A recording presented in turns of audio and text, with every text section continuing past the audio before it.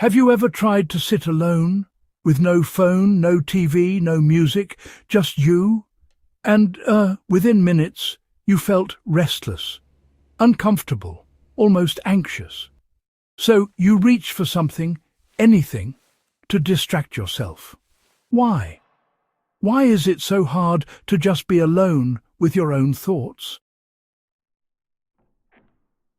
This isn't a men's issue. It's not a women's issue. It's not about age, culture, or background. It's a human issue.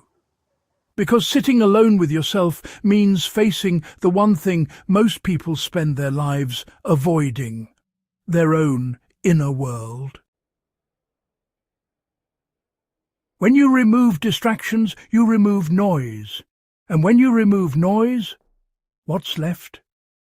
Unprocessed emotions, unanswered questions, old memories, regrets, fears about the future, doubts about who you really are. Most of us are, constantly stimulated. Notifications, conversations, work, responsibilities, streaming, social media, podcasts, news. We are never bored anymore. And boredom, well, it used to be the doorway to self-reflection. Now, silence feels almost threatening.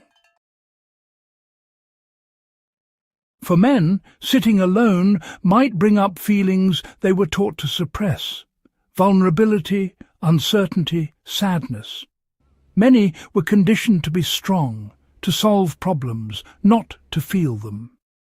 For women, sitting alone might surface the pressure to be everything for everyone: the caretaker, the achiever, the emotionally available one, leaving little space to ask, what do I actually feel? And for non-binary and gender-diverse individuals, solitude might surface questions of identity, belonging, acceptance, especially in a world that constantly pushes definitions and expectations. Different experiences, same discomfort, because when you sit alone, there's no performance, no role to play, no image to maintain. Just you. And honestly, that can feel terrifying. We build identities carefully. We tell ourselves, I'm the responsible one, I'm the strong one, I'm the independent one, I'm the successful one, I'm the easygoing one. But, when you sit alone long enough, those roles, well, they start to fade. And then you're left asking yourself, who am I without all of this? That question, it's powerful. But honestly, it's also a bit destabilizing. So we avoid it. We scroll. We overwork. We overeat. We overthink. We jump from relationship to relationship. We fill every empty space. Not because we are weak, no, but because silence exposes what distraction protects us from. And here's the deeper truth. Many people, they're not really afraid of being alone. They're afraid of what they'll discover. Maybe it's loneliness. Maybe it's unresolved grief. Maybe it's anger they never expressed. Or maybe it's a quiet realization that they're living a life that doesn't fully feel like theirs. When you're constantly busy, you don't have to confront these things. But in silence, they surface, and the brain interprets that surfacing as danger. That's why your body gets restless. That's why you feel the urge to check your phone. That's why 5 minutes alone can feel like 30. Your nervous system is not used to stillness, especially in a world that rewards constant stimulation. But here's something most people never realize.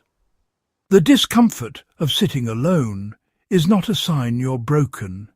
It's a sign there's something waiting to be understood. Silence is like a mirror. At first, you don't like what you see, but the longer you look, the clearer it becomes. And clarity brings freedom. When you can sit alone without needing distraction, you develop emotional strength.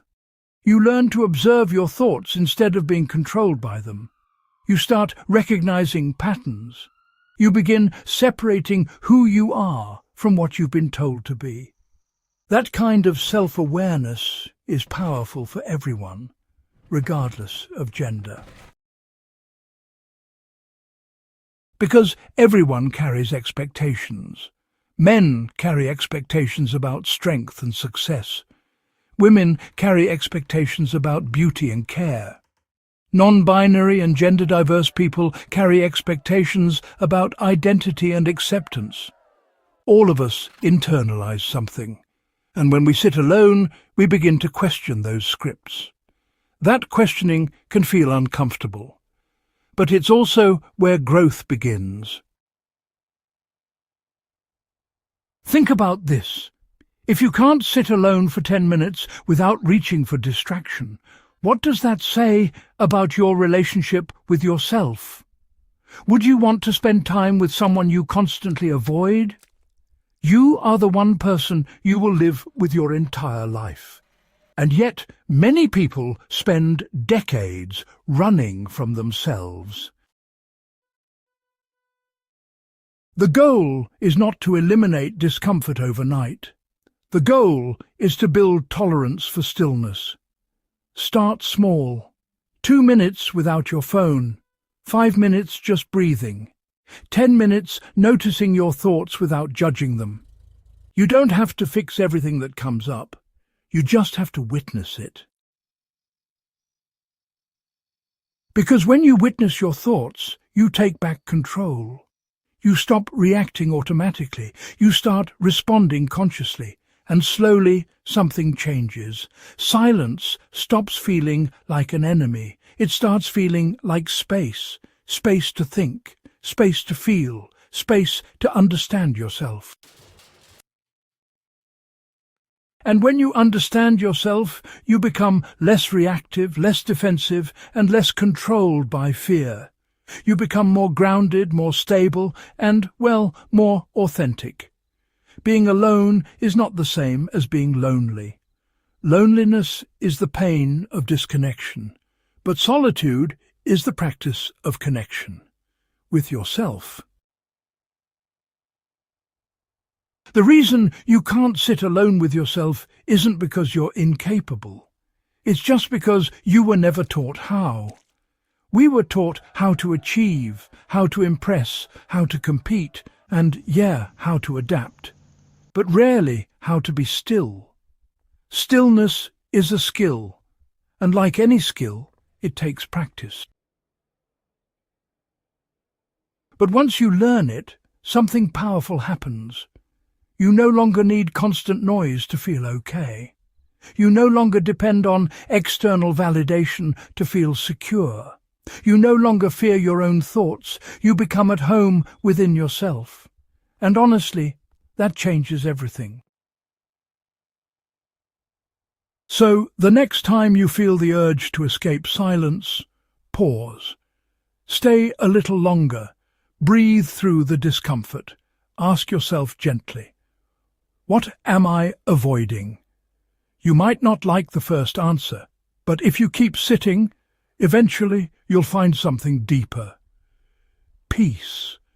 And that peace doesn't depend on gender, age, or identity. It belongs to anyone brave enough to meet themselves without distraction.